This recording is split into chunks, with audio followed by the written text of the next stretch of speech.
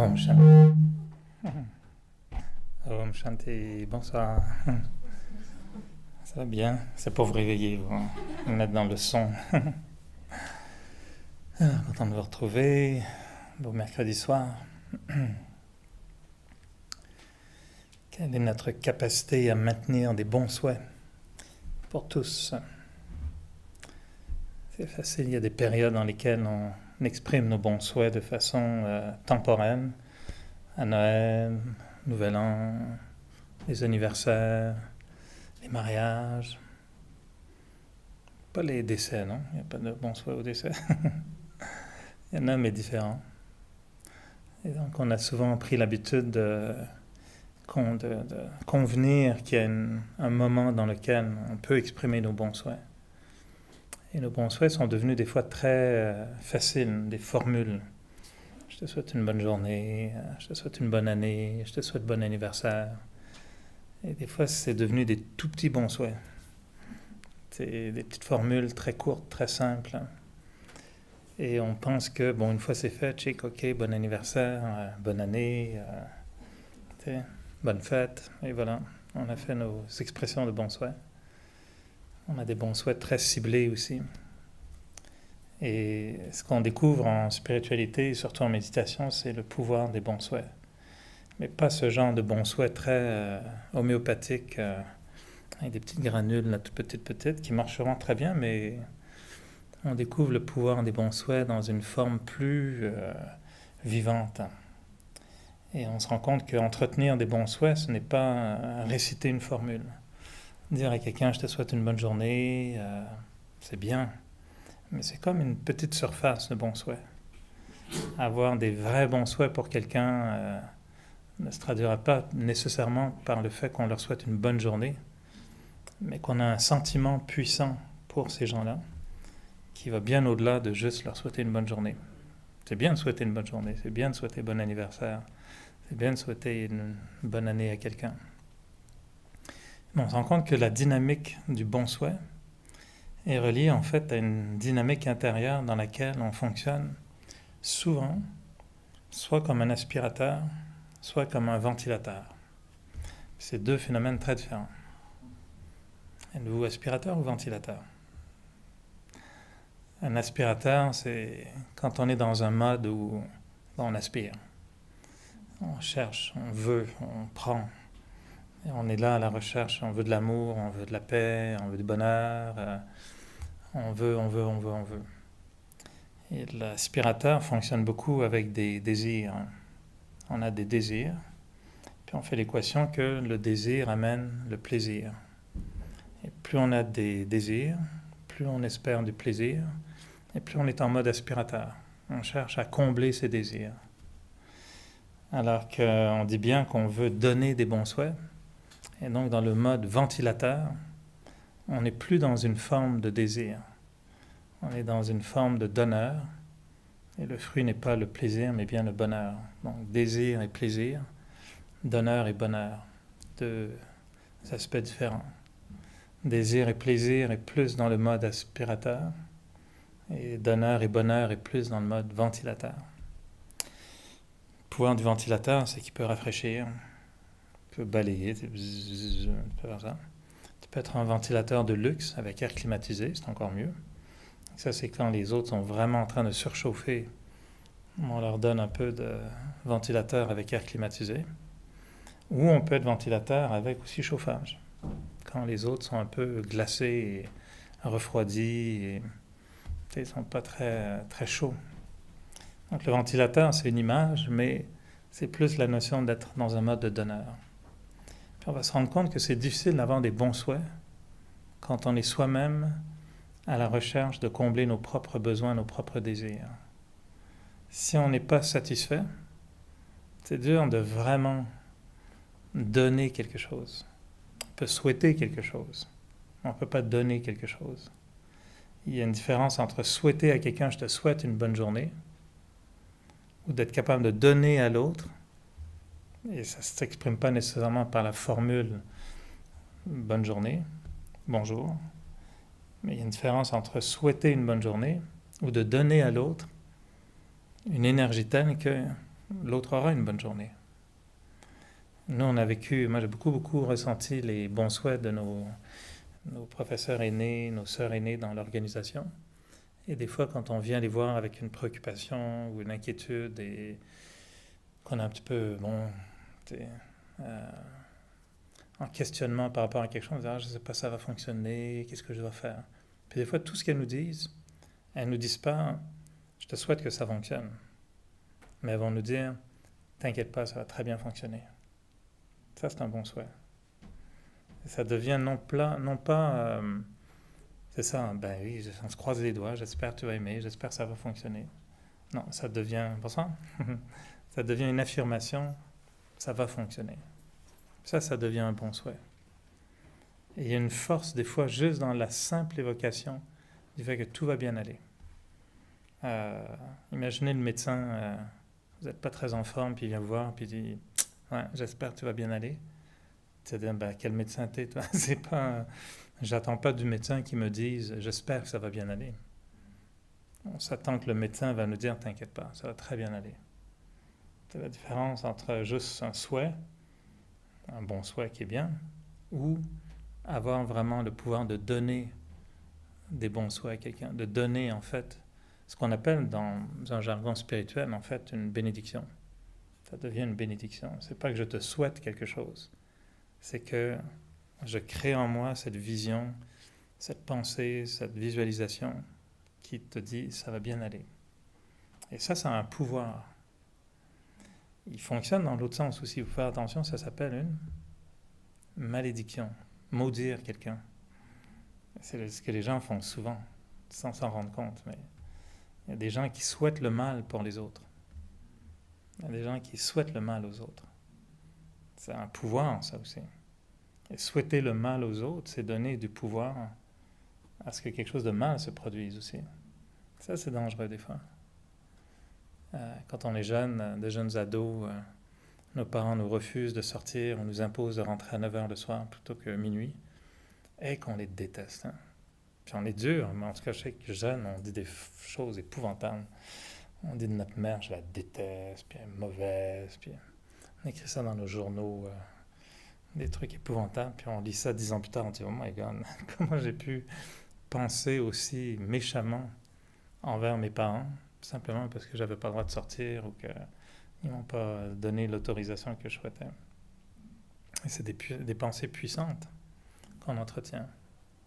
Donc, pour ce qui arrive, ce que je proposais, c'est que la notion des bons souhaits, quand on veut maintenir des bons souhaits, on essaie de rester dans un mode que je décrirais de façon métaphorique comme ventilateur. C'est on veut donner, on veut répandre, on veut rafraîchir, réchauffer, ventiler un petit peu les situations.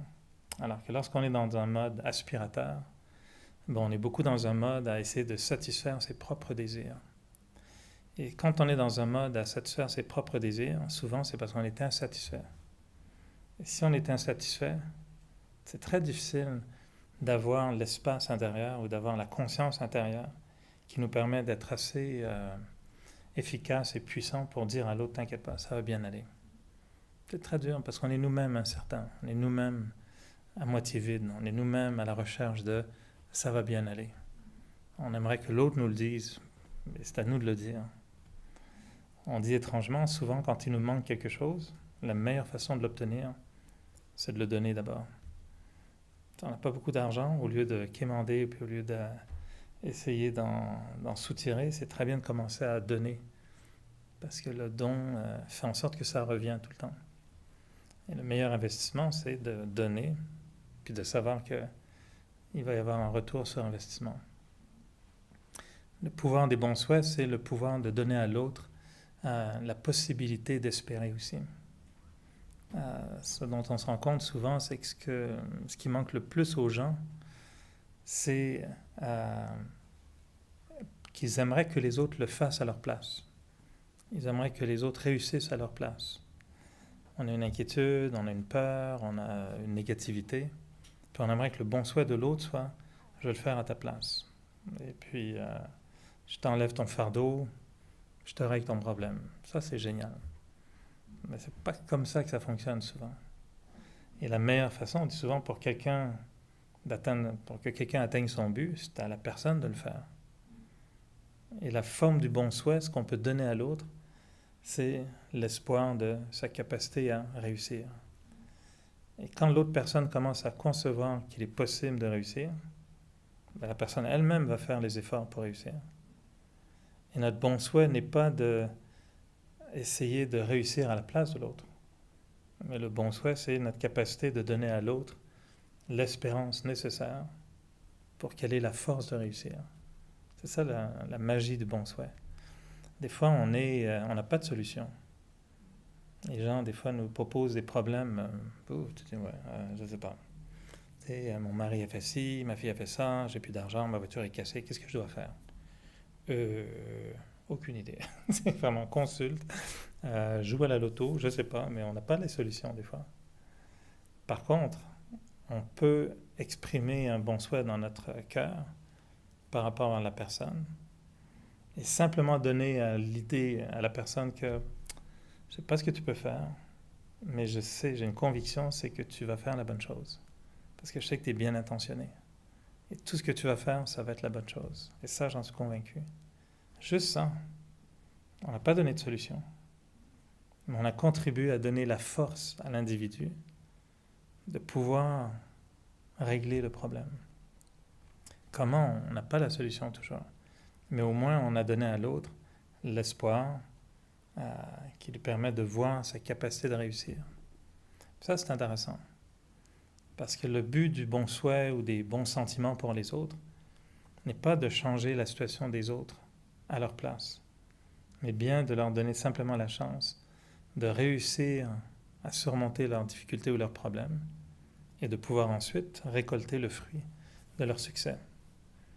Et quand quelqu'un me dit « t'inquiète pas, ça va bien aller », c'est sûr qu'il me donne un élan, il me donne une puissance, il me donne un encouragement. Mais ultimement, je me retrouve devant mon problème et moi, je retrouve le problème puis je me dis à moi « non, je sais que ça va bien aller ». Et donc, le bon souhait de l'autre devient mon bon souhait à moi aussi. Et c'est ça les bons souhaits, comment ils fonctionnent. Quand on dit « ok, bonne journée », c'est très limité. C'est pas que l'autre se sent « ah, ok, il m'a souhaité une bonne journée, ça va bien aller aujourd'hui alors ». Non, c'est tellement, je dirais, vulgarisé en ce moment où c'est rendu tellement banal de dire à l'autre je te souhaite une bonne journée, bonne semaine, bon week-end. On dit ça tous les vendredis soirs quand on quitte au travail. Bon week-end. C'est sûr, c'est bien. C'est mieux que de dire je te souhaite un très mauvais week-end. Bye bye. C'est sûr, c'est mieux de dire aux gens bon week-end. C'est une belle formule, quoi, c'est joli. Mais elle n'a pas énormément de pouvoir, quoi. Sauf si on a pris le temps d'avoir une considération pour l'autre et d'avoir vraiment ce sentiment qu'on espère vraiment. Et ça, des fois, ça n'a pas besoin d'être formulé. Juste d'espérer que l'autre vraiment va bien aller, que ça va être un très beau week-end. On donne du poids au bon souhait dans des moments spéciaux, quand on écrit des mots, vous savez, très particuliers.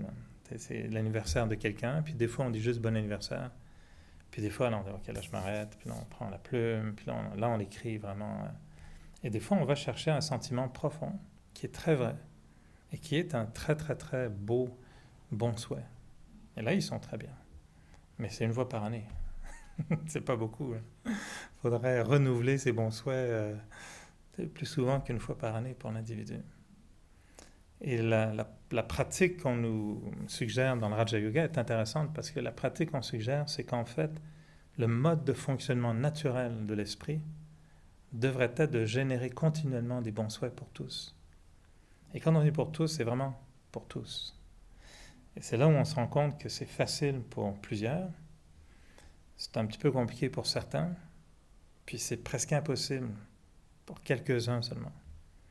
Il y a des gens pour qui, si on disait, pensez à la personne qui vous cause le plus de souffrance dans votre vie, puis on vous dit, écoute, ok, ouais, vous avez vraiment fait souffrir, ayez des bons souhaits pour elle maintenant. Et là, on est obligé de réfléchir un peu à ce que ça veut dire avoir des bons souhaits pour quelqu'un avec qui on n'a pas une harmonie naturelle. Ça vous arrive? Non? Dans votre vie, il y a quelques personnes Sur les listes rouges ou les listes noires, oui, ça. Juste une ou deux peut-être. Hein. Comment est-ce qu'on a des bons souhaits pour ces gens-là? C'est pas facile des fois. C'est des gens avec qui on aurait facilement tout un discours dans notre tête très négatif. Ça vous arrive de parler à des gens dans votre tête? Non? Il y a le téléphone, on peut les appeler. C'est pas... Combien de temps on passe à parler aux gens dans notre tête? À entretenir des discours complètement inventés, là. Puis des fois, le pire, c'est que tu parles dans ta tête à quelqu'un, puis la personne, hey, salut, ça fait plaisir de te voir. Tu continues. C'est pas vrai, ça m'a pas fait plaisir du tout de te voir. Parce que ça fait 2 jours que j'arrête pas de ronger les freins avec des pensées très négatives pour la personne. Ça nous arrive des fois d'entretenir des relations mentales. Et ça, souvent, c'est pas des relations de bons souhaits. Dans la production de bons souhaits, on se rend compte qu'en fait, on se libère soi-même d'une espèce de négativité qu'on consomme. Si on a une discussion négative dans notre tête avec quelqu'un d'autre, l'autre, n'en est même pas conscient. Donc l'autre est peut-être en train de s'amuser comme un fou, je sais pas, dans un parc d'amusement, il est dans la pitoune, puis il est en train de « Yeah, super, c'est génial », il est très heureux. Puis vous êtes à la maison en train de dire « Ben, qui souffre à ce moment-là? C'est juste vous. On est le seul à souffrir pendant que l'autre est dans la pitoune. » Alors, s'il y en a qui écoutent ça à Madagascar, ils savent absolument pas c'est quoi la pitoune. C'est un phénomène très québécois d'un arbre troué dans lequel on s'assoit et on descend dans un cours d'eau artificiel, ça fait une pitoune.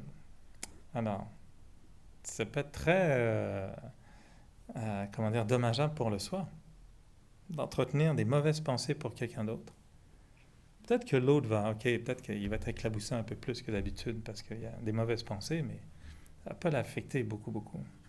Par contre, nous, en consommant ces pensées négatives, ça revient, puis on perd notre force, on perd notre pouvoir.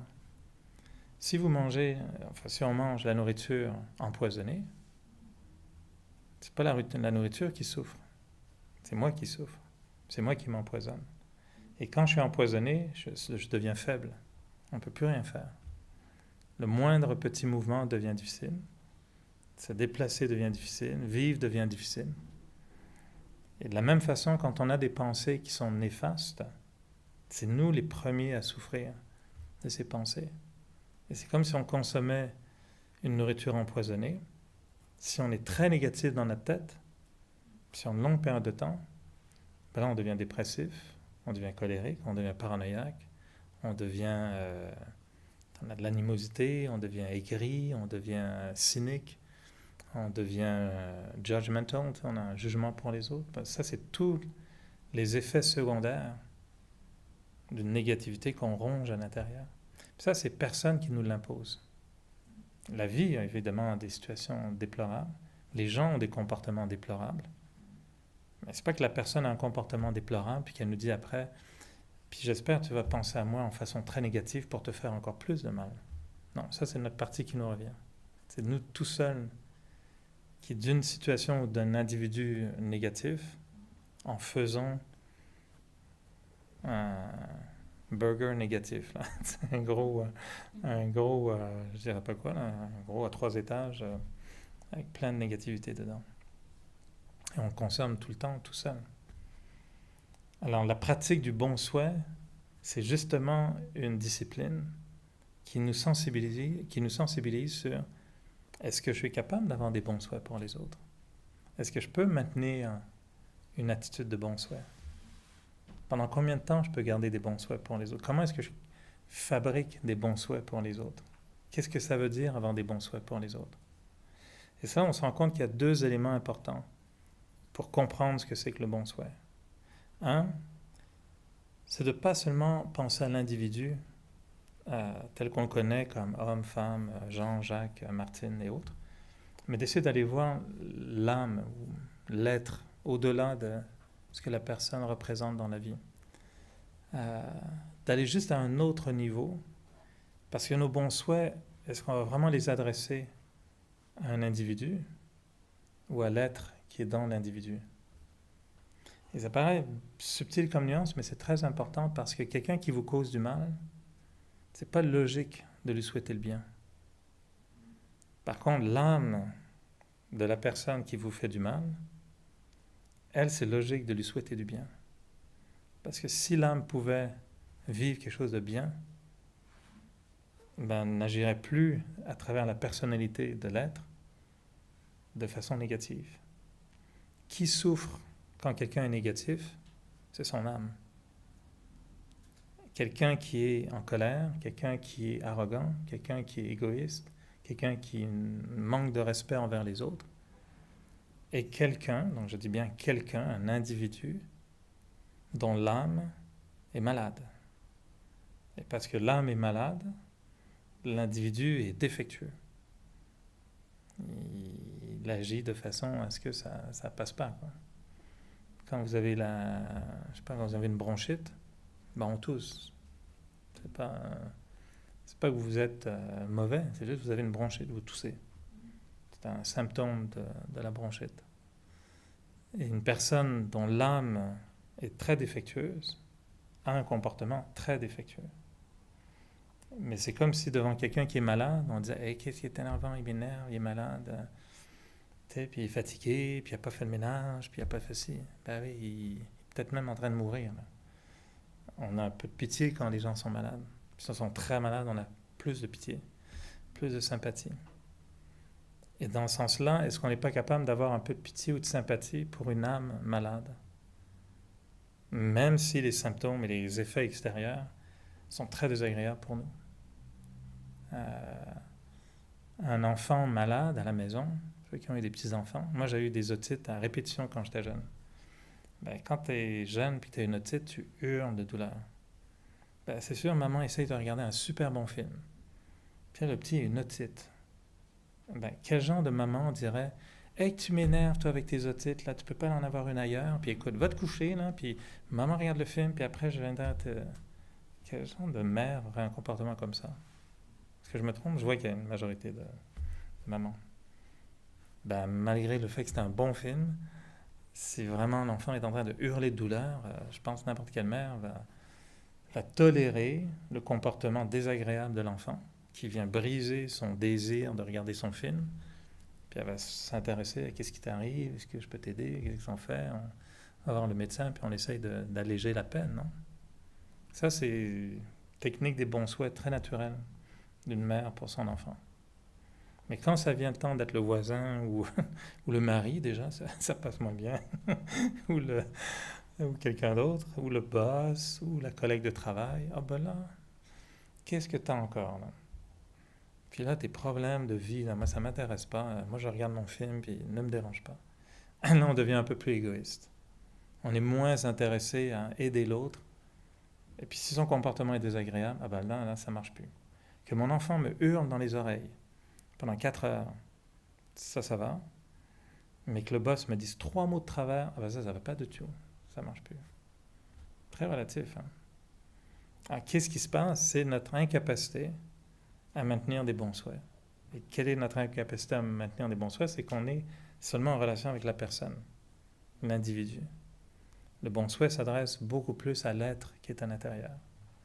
Et quand un individu a un comportement négatif, l'expression la plus puissante d'un bon souhait, j'ai entendu dans ma vie, c'était une ancienne dirigeante des Brahma Kumaris, qui face à un comportement extrêmement dommageable, je dirais, de quelqu'un qui faisait partie de l'organisation d'ailleurs, qui a fait vraiment une grosse bêtise, où tout le monde a dit « Oh, allez donc, qu'est-ce qu'elle est vraiment nulle, quoi. » Puis tout le monde a eu vraiment des pensées très négatives pour la personne. Dadi Kumarka, à l'époque, sa pensée c'était « Ah, qu'est-ce que je peux faire pour aider cette personne à ne pas avoir à subir toute la souffrance associée à la conséquence de ses actions. » Puis quand j'ai entendu ça, j'ai dit « Ok, là j'ai quelque chose à apprendre. » Vous m'avez suivi? Donc, elle était préoccupée par « Ok, cette personne vient de faire une gaffe énorme. Ok, qu'est-ce que je peux faire pour aider cette personne, donc cet être, l'âme, à ne pas avoir à subir toute la souffrance qu'elle est en train de générer. Cette souffrance sera donc créée par la réaction de ses actes. Quelqu'un fait une grosse erreur, il va y avoir des conséquences. Et elle était déjà rendue, hein, comment je peux l'aider à ne pas souffrir à cause de ça. Puis ça, moi, je me suis dit, oups, tu sais, j'ai jamais entendu ça dans ma tête. C'était jamais sorti comme ça, ou j'ai jamais eu cette force de bon souhait envers quelqu'un d'autre. Mais l'avoir entendu une fois est devenu pour moi comme un repère. Et quand quelqu'un agit de façon néfaste, des fois je me rappelle de ça, puis je me dis, ok, tu agis de façon négative, c'est négatif. Mais si je suis un vrai docteur spirituel, ben, tu sais, si un patient arrive à l'hôpital puis qu'il saigne, etc., puis si le médecin fait juste, ah, voyons, c'est dégueulasse, écoute, va te cacher, là, mets quelque chose, tu saignes, tu sais. Ben, il n'est pas médecin. Non? Enfin, j'espère que vous n'avez jamais eu un médecin comme ça. Le médecin, peu importe, ça coule partout, c'est pas beau, il y a des plaies, tout est bourriffé, on n'a plus le temps de prendre notre douche, tu sais. Le médecin, il est correct, là, il regarde pas ça. Lui, la seule préoccupation, c'est, OK, le corps est tout de travers, mais l'individu, il faut que je l'aide.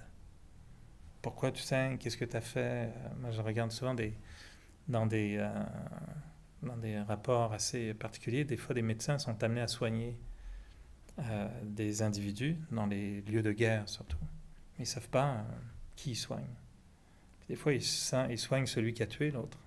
Ils ne savent pas encore, ils n'ont pas le détail. Ça, c'est le bon, ça, c'est le méchant. Le médecin, il dit, peu importe qui tu es, moi, mon but, c'est de te soigner. Après, la justice s'occupera du reste, mais pas moi. La spiritualité, c'est un peu ça aussi. C'est d'avoir une préoccupation pour l'âme, puis dire, moi, là, c'est à ce niveau-là que je veux intervenir. Parce que si j'interviens à ce niveau-là, tout le reste va suivre à un moment donné ou à un autre. Si je veux juste me concentrer sur pourquoi tu as fait ça, tu ne devrais pas faire ça, pour qui tu te prends pour me dire des choses comme ça, c'est-à-dire que je suis coincé dans la relation humaine. Je n'ai pas été à un niveau au-dessus. Donc dans la production des bons souhaits, c'est la première chose. C'est de s'habituer à voir les deux aspects. On n'ignore pas l'aspect humain. Évidemment, quelqu'un qui vous insulte ouvertement devant tout le monde, évidemment qu'il faut être logique et cohérent, il faut être dans le respect de soi. On ne dit pas à l'autre, ben continue. Non. Mais en même temps, il faut être capable de me dire, ma sortie, là, pour me sauver ou me libérer de ça, il faut que j'aille à un autre niveau. Ça, c'est la première chose. Puis le deuxième élément qui nous aide à maintenir des bons souhaits ou avoir des vrais bons souhaits, c'est qu'il faut pratiquer une valeur qui n'est pas populaire du tout, mais pourtant qui est très bénéfique. Qu'est-ce que ce serait selon vous? Quelle valeur nous aide à être capable d'avoir des bons souhaits pour les autres? L'amour, ça va venir avec le détachement. Et je reviens à l'idée du médecin. Le médecin, quand il voit un corps en sang et plein de problèmes, il faut qu'il soit détaché. Il ne pourra pas agir lucidement s'il est attaché et affecté par ce qui se passe. Et c'est pour moi deux éléments importants. Un, de regarder l'âme, et deux, de se détacher un peu. Pourquoi? Parce que si on n'est pas détaché, notre bon souhait, en fait, c'est un peu, c'est ce qu'on dit souvent, c'est très conditionnel. Si on n'est pas détaché, ça va bien, je te souhaite du bien. Ça va pas bien, débrouille-toi, mon ami. Puis si ça va vraiment très mal, et toi, là, je te souhaite de tout perdre. T'sais. Puis des fois, on a des malédictions qui sont fortes. Hein. Moi, je me souviens, avant le Raja Yoga, puis au début encore, des fois, quand les gens m'énervaient, j'ose même plus me souvenir de ce que je pensais à l'époque. Des fois, on peut souhaiter bien des mauvaises choses à nos pires ennemis. Là. Il y avait des symboles, des petites poupées, où tu mets des aiguilles dedans. Puis les gens nous demandaient des fois, quand ils savaient qu'ils nous poussaient un petit peu plus loin, ils disaient, ouais, as-tu une petite poupée de moi à la maison, puis tu mets tes aiguilles? Là? J'ai dit, oh que oui. Je pense qu'on faisait ça dans notre tête, d'avoir des mauvais souhaits pour les autres. Et ça, si on se détache, on apprend le détachement, il y a une grandeur à cela. Parce que c'est le détachement va nous éloigner de notre désir-plaisir pour nous amener dans le donneur-bonheur. Parce que le détachement fait en sorte que on se dit, est-ce que je suis vraiment juste là pour prendre tout le temps des autres, des situations, et même, je pense à des choses vraiment fondamentale, parce que les plaintes qu'on peut entendre souvent, c'est dans une relation de couple, par exemple. On s'attend à ce que l'autre agisse comme ceci, soit comme cela, nanani, puis on a toute une condition, non? Dans votre liste de mariage, bon oui, il y avait de la vaisselle, le tapis, le cadre, mais la vraie liste de mariage, si je ne me trompe pas, si je te marie parce que je t'aime, mais inconsciemment, je m'attends à ce que tu sois, bon, fidèle, d'accord, tu sais, ceci, cela, cela, cela, là. Il y a une liste inconsciente de comportements qu'on attend de l'autre, qu'on espère de l'autre. Et tant que ces comportements sont là, c'est bonheur, ça marche très bien. À moins que je me trompe, ceux qui sont en couple depuis plus de 3 semaines, vous me confirmez la chose. Après très peu de temps, on découvre des petites failles dans la liste. On dit, ah c'est ça, j'aurais pensé que, mais bon, ok, ça peut aller, c'est pas trop grave. Bon, on accepte une petite faille dans la liste. Après une deuxième. Puis je pense qu'il y a une dose, il y a un point névralgique à un moment donné, on dit, ben non, ça commence à faire beaucoup de défaillances. Je ne sais plus si ça vaut vraiment le coup d'être en couple. C'est ça la relation. Et souvent, ce qui se passe, c'est juste qu'on a des attentes par rapport à l'autre. Et ces attentes-là font que tant qu'elles sont satisfaites, ben, on a des très bons souhaits pour l'autre. Ben, en fait, c'est souvent des très bons désirs pour soi. Ah ben j'espère que tu vas rentrer toi à la maison ce soir. Mhm. C'est un bon souhait pour qui ça? C'est un bon souhait pour soi. Mais c'est une belle formule, tu sais. Et on devient très négociateur dans nos bons souhaits. Pourquoi? Parce qu'on est attaché à la relation. Alors, on ne dit pas qu'il faut négliger la relation puis se défaire de la relation. Il faut juste se détacher un petit peu. Pas pour aimer moins, mais pour aimer mieux. Pas pour prendre moins soin de l'autre individu, mais pour mieux prendre soin de l'autre individu. Pas pour prendre une distance de l'individu. Au contraire, pour être capable de se rapprocher de l'individu. Je ne sais pas si vous suivez la différence. Les gens identifient toujours le détachement comme étant s'éloigner, moins prendre soin, moins aimer. Alors c'est tout à fait l'inverse. Se détacher, c'est être capable d'aller plus près, de prendre soin davantage et mieux, et d'aimer davantage. Exactement comme un médecin. Le médecin qui est détaché, il peut se rapprocher de l'autre. Moi, je serais un très mauvais médecin. Tu sens la piqûre, puis je tombe pratiquement dans les pommes. Alors, j'ose pas imaginer la personne qui arrive avec sa jambe dans la main en me disant, écoute, j'ai un problème. Moi, c'est sûr que je tomberais dans les pommes, puis je vais aux urgences, puis ils vont devoir me ranimer. Un beau jour, je serais incapable. Je ne suis pas assez détaché du sang et tout ça. Mais un médecin, s'il est détaché, il va pouvoir se rapprocher de son patient. Il va pouvoir en prendre soin beaucoup plus facilement.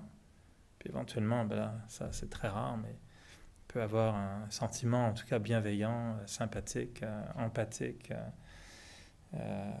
envers le patient aussi, ça arrive. Les attentes, c'est un terrain difficile. Comment faire pour d'abord savoir qu'on en a, puis les mettre de côté, là, c'est assez... C'est une très bonne question. Alors, les attentes étant un terrain difficile et glissant, comment on fait pour les mettre de côté et savoir qu'on en a? En fait, c'est parce qu'elles sont liées à notre besoin naturel. C'est-à-dire que c'est pas, il ne faut pas s'en vouloir d'avoir des attentes, c'est naturel. Euh, je dirais bêtement, un animal a des besoins vitaux. Il veut manger, il veut se reproduire, il veut un territoire. Tu sais, l'être humain a des besoins naturels. On veut être aimé, on veut être en sécurité, on veut être en santé, on veut être respecté. Tu sais, c'est des attentes, je pense, naturelles. Maintenant, notre problème, c'est comment est-ce qu'on les formule puis comment est-ce qu'on les négocie avec les individus. Et donc, on ne veut pas éliminer les attentes complètement. On veut juste les repositionner pour qu'elles soient plus raisonnables. Et par rapport à une relation personnelle, bien, c'est de se dire, ok, c'est sûr qu'on espère que l'autre va être fidèle, puis il va rentrer pas trop tard, puis il va s'occuper des enfants, puis il va faire au moins la lessive une fois de temps en temps, puis c'est possible la vaisselle, ce serait pas mal non plus. Puis l'aspirateur une fois par mois. Ok. Mais si tout ça ne se produit pas, qu'est-ce que ça génère en moi? Est-ce que j'aime moins l'individu? Est-ce que je l'aime moins bien? Et c'est là où on se rend compte que il faut reformuler mon contrat d'attente envers l'autre. Puis le vrai contrat d'attente, c'est pas qu'il passe l'aspirateur et qu'il fait ci, non, non. Le seul contrat d'attente, c'est est-ce qu'on peut garder une relation humaine de respect, d'amour, de liberté. Donc c'est de replacer nos attentes à un autre niveau qui vont faire en sorte que la pression est beaucoup sur moi par rapport à mon comportement. Et quand on dit souvent, Jésus aurait dit que celui qui n'a jamais péché lance la première pierre, c'est un peu vers ça qu'il faut nous ramener, c'est-à-dire, hey, avant de s'emballer face à quoi d'autre, là, rééquilibrons nos perspectives, ayons conscience de nos faiblesses à nous, acceptons la faiblesse des autres, puis renégocions nos relations. Et c'est là où je trouve que la spiritualité et les bons souhaits ramènent un équilibre un petit peu dans tout ça. Mais ça prend du détachement. Parce que si on se détache un peu, on se rend compte que la petite chose dont j'avais une attente est souvent, corrigez-moi encore si je me trompe, mais souvent le déclencheur pour des chicanes, souvent c'est vraiment un détail. Mais c'est la goutte qui a poussé à bout un petit peu une relation. Et souvent on s'en prend, mais pour des bêtises, des futilités. Pourquoi? Parce que justement on n'est pas en train de négocier les bonnes choses. On n'est plus dans la vraie relation spirituelle, humaine. On est juste avec l'individu, on n'est pas avec l'être, et on est complètement dans un attachement, on est devenu attaché. La définition de l'attachement, c'est que c'est une fausse identité. L'attachement, c'est quand je suis dans une identité qui est fausse, et je commence à croire que cette identité va m'apporter quelque chose. Quelqu'un qui est nommé directeur dans une entreprise, tout à coup, le mot directeur et le rôle d'être directeur signifie pour cet individu, ok, ça va être bon, là je suis quelqu'un, là, c'est beaucoup mieux que avant j'étais à l'égalité avec mon adjoint, là ça y est, je suis supérieur, je suis un cadre, je suis un directeur. Et là, il va s'attacher à cette identité, parce qu'il a peur de la perdre. Il veut cette identité. Et là, si quelqu'un ne respecte pas cette identité, lui parle comme s'il était le concierge de la place, il va dire non, mais tu sais à qui tu parles là? Donc ça devient de l'ego en plus. Mais au départ, c'est un attachement à une identité.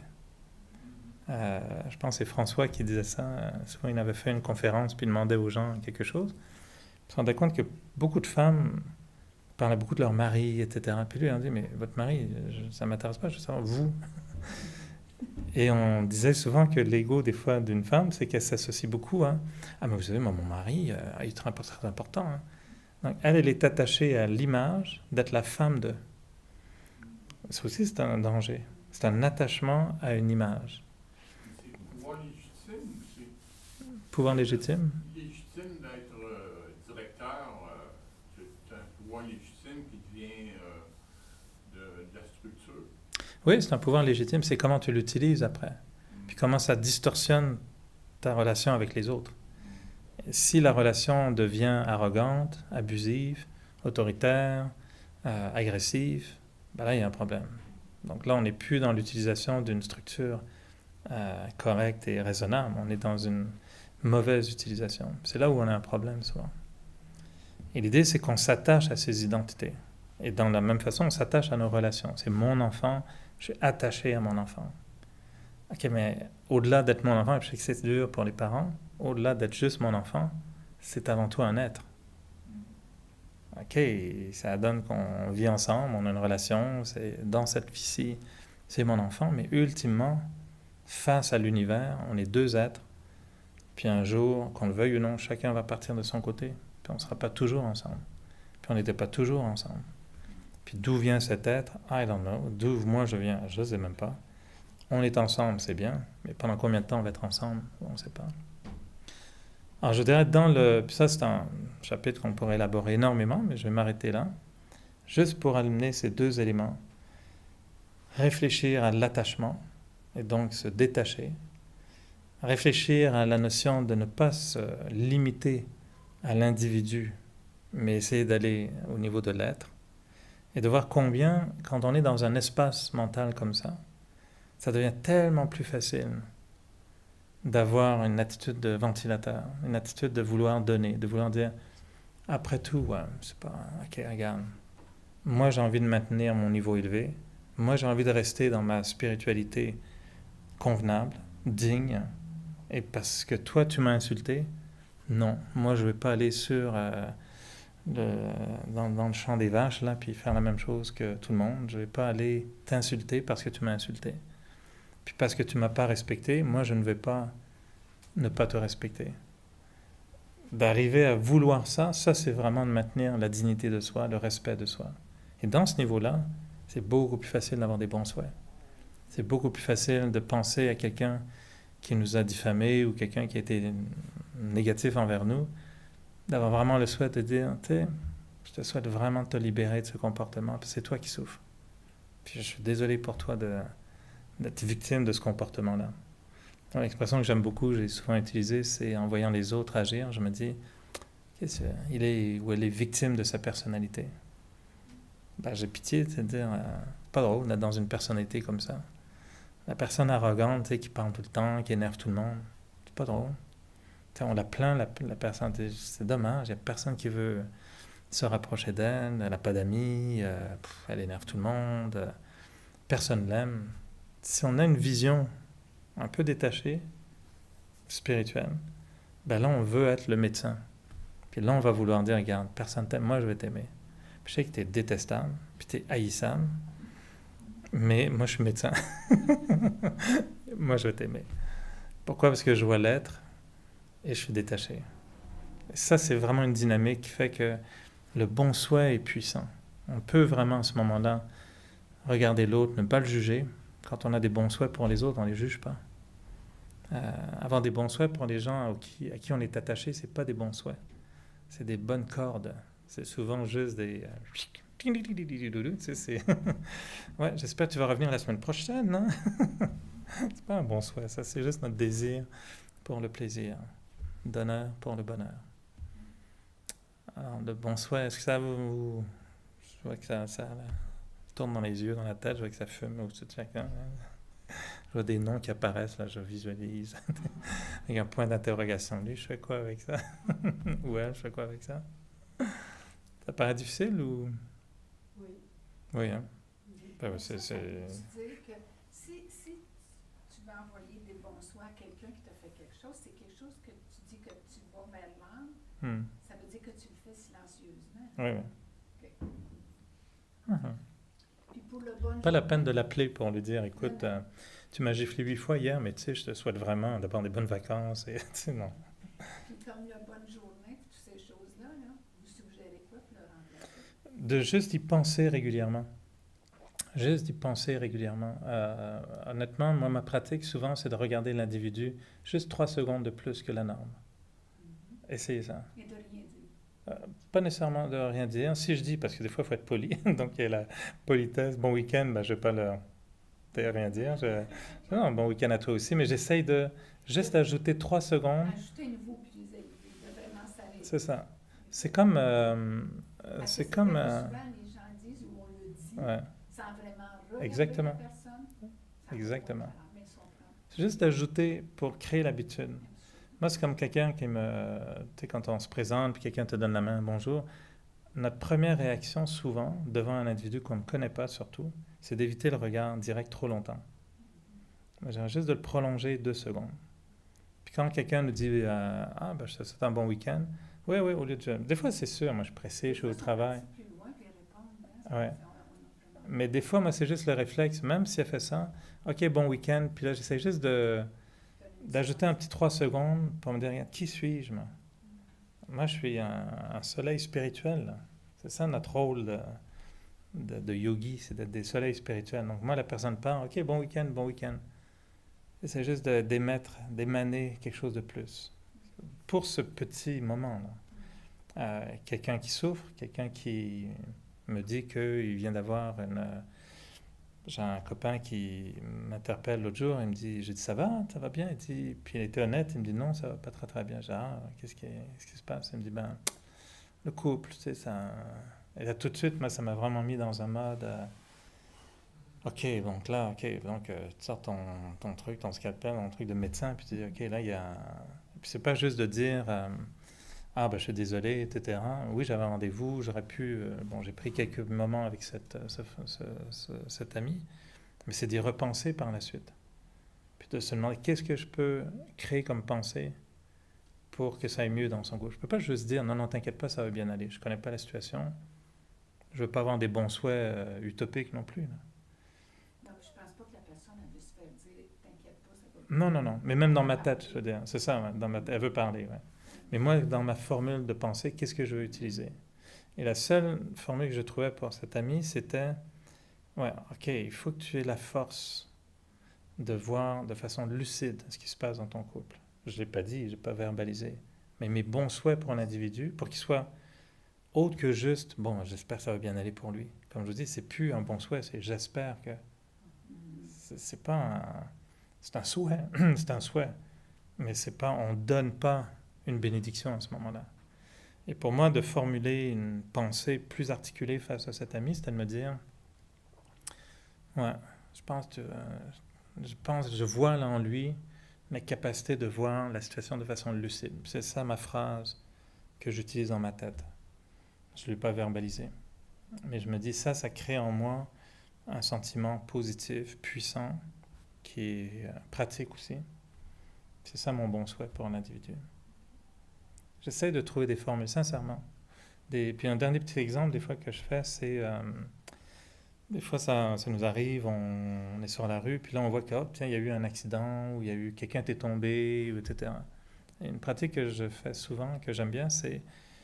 Je passe dans la rue, puis je ne peux pas m'arrêter, là, je suis en voiture, je ne connais pas l'individu. Mais j'imagine que de moi se détache tout à coup, oups, une copie de moi, angélique, là, une copie un peu transparente.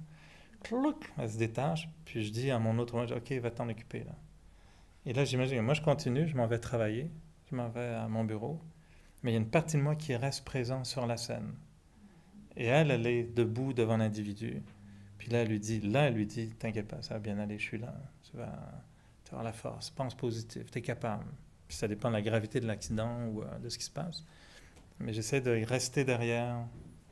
Puis quelques séances, pas longtemps, là, mais juste, ça c'est des bons souhaits aussi. Ça c'est le pouvoir des bons souhaits. Vous allez dire? J'ai une personne qui s'est éloignée de moi, de ville, de distance et de sentiments graduellement dans la vie. Évidemment, ça me fait souffrir, mais si je parle à son âme, j'ai comme peur que cette personne-là revienne me faire mal. J'ai peur de souffrir encore du fait qu'elle peut s'éloigner encore. C'est un sentiment. Je parle à son âme, mais des fois...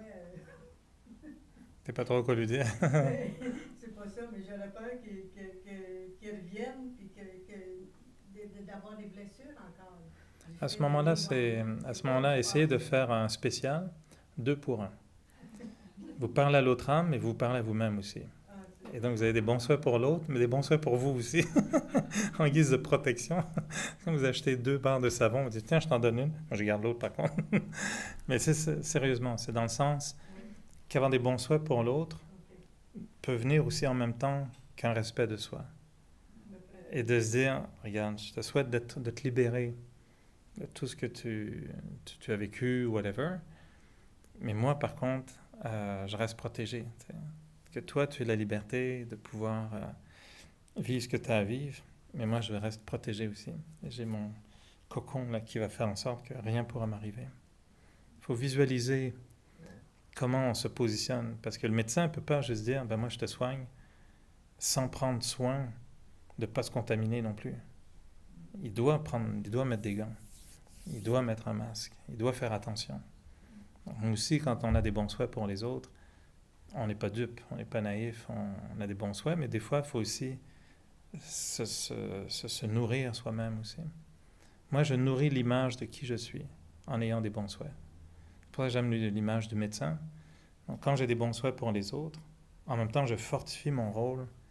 Moi, je suis le donneur. Moi, je suis le ventilateur. Des fois, je n'ai pas envie d'être un ventilateur. Des fois, j'aimerais beaucoup mieux être l'aspirateur. Mais je sais que si je deviens aspirateur, je ne serai jamais satisfait. Désir, plaisir, ça ne marche jamais très fort, ça. Si je tombe dans donneur, bonheur, là, je sais que j'arrive à être comblé. Donc, je me force à, oui, ok, avoir des bons souhaits pour les autres, mais il faut que je nourrisse l'image de qui je suis. Et moi, je suis quelqu'un de bien. Je suis quelqu'un qui a un bon cœur. Je suis quelqu'un qui me préoccupe beaucoup du bien des autres. C'est ça que je me dis. C'est pas vrai à 100%. Mais c'est ça que je me dis. Parce qu'on devient ce qu'on pense. Tu sais, je me dis toujours, je suis nul. Ah non, tu vois, t'es égoïste. Ah ouais, tu vois, tu penses à toi tout le temps. C'est peut-être vrai, mais ça va pas m'aider à devenir meilleur. Il faut se dire des bonnes choses aussi. C'est ça, des bons souhaits pour soi aussi.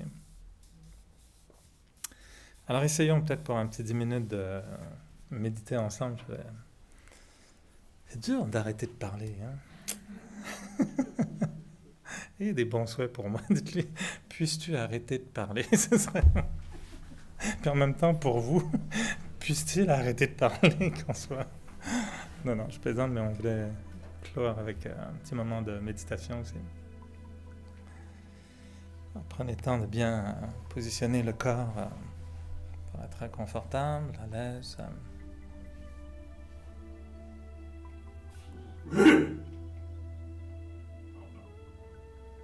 Pensez combien c'est important de détendre toutes les parties du corps. D'être conscient de l'environnement qui nous entoure. Mais très rapidement, on peut se détacher progressivement des situations extérieures.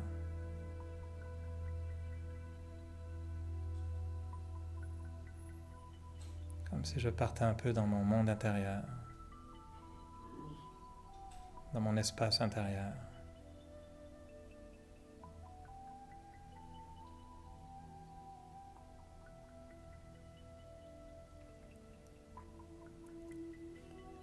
Je visualise au centre du front une lumière, un peu comme la flamme d'une bougie. Juste une toute petite lumière qui brille au centre du front.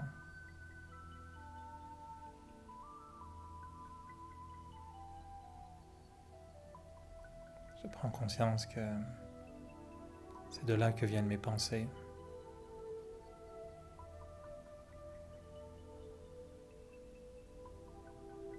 Que c'est moi l'être qui pense.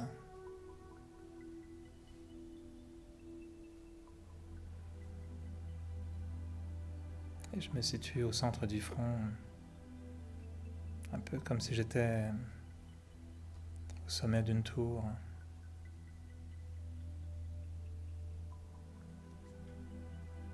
Je peux voir mon corps.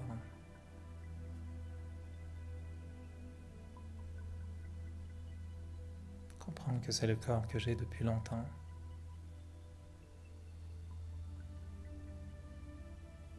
Le corps auquel j'associe une personnalité, un âge, une nationalité.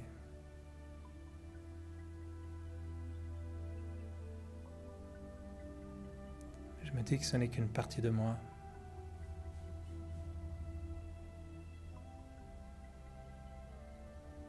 Et dans ce que je suis véritablement, il y a beaucoup plus.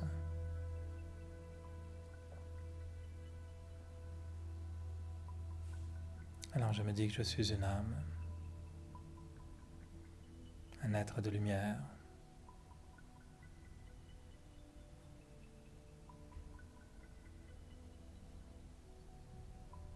Que je suis en fait une énergie, une conscience. Et que je m'exprime à travers ce corps. Et que je joue mon rôle dans cette grande pièce de théâtre.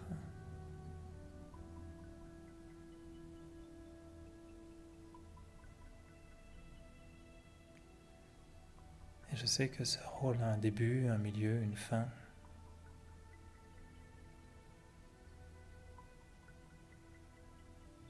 Qu'à tout moment je pourrais partir ou quitter cette pièce de théâtre.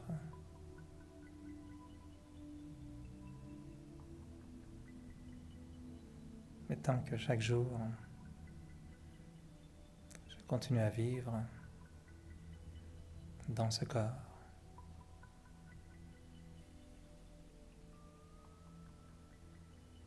Je me dis qu'il ne dépend que de moi de créer chaque jour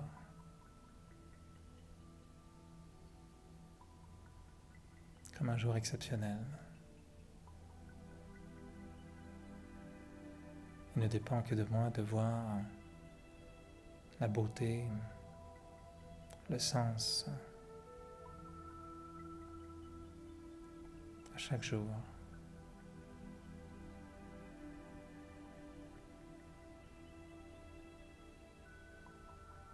Alors conscient d'être une âme,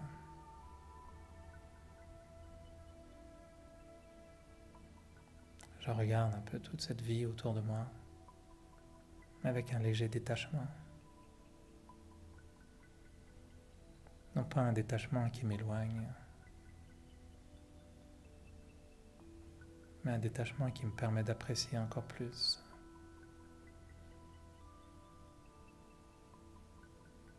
Parce que je ne me sens pas aspiré par tout ça.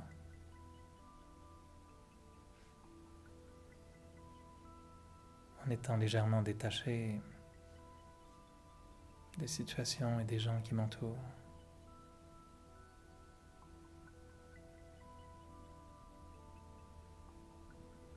Il devient plus facile pour moi de rester bienveillant, de rester positif.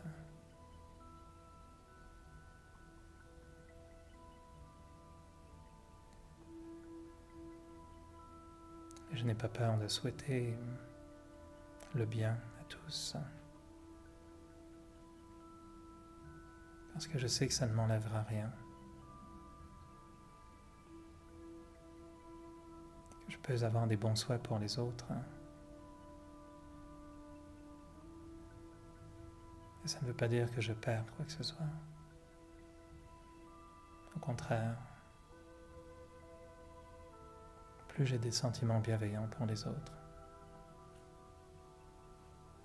plus je découvre en moi cette capacité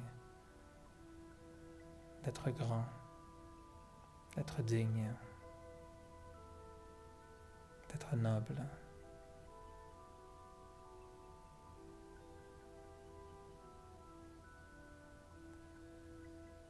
Et je commence à reconnaître en moi cette bienveillance.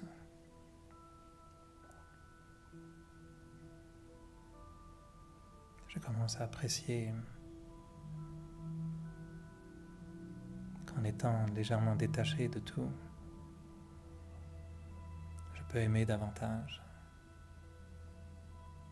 Je peux être plus disponible pour les autres.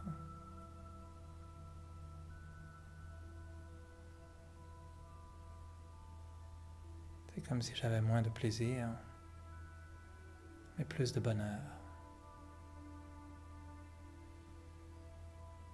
Moins de désir.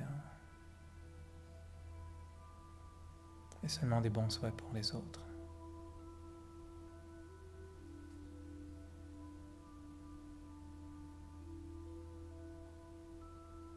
Et je redécouvre cette grandeur et cette liberté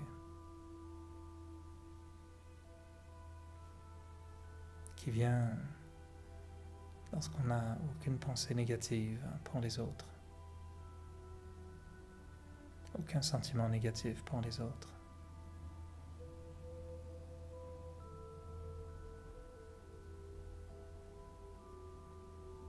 Et j'apprécie cette liberté.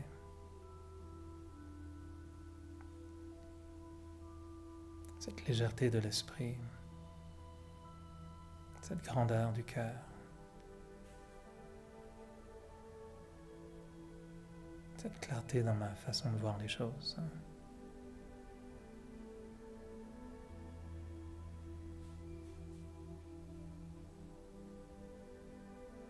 Et plus je me détache,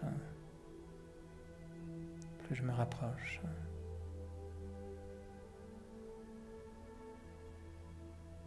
Plus je prends soin de moi et des autres.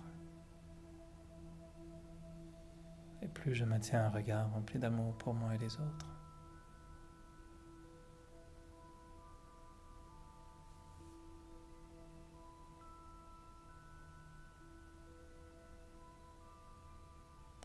pense à cette étoile qui brille au centre du front.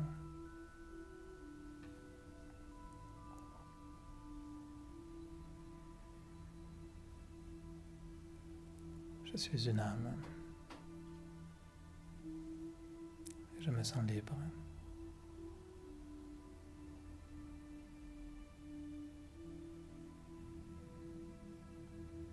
Je suis une âme remplie de bienveillance.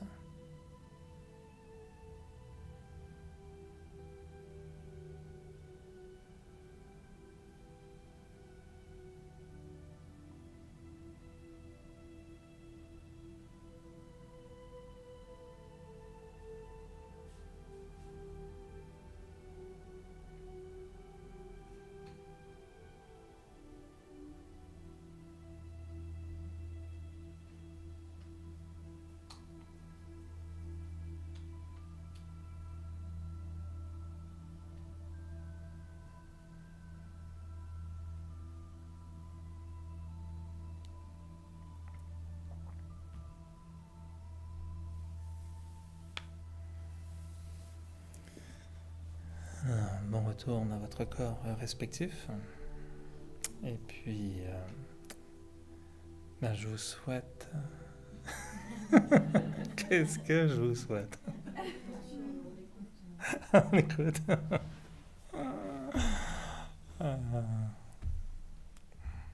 Bonne soirée. Bonne semaine. Belle vie sur Terre et une belle pièce de théâtre.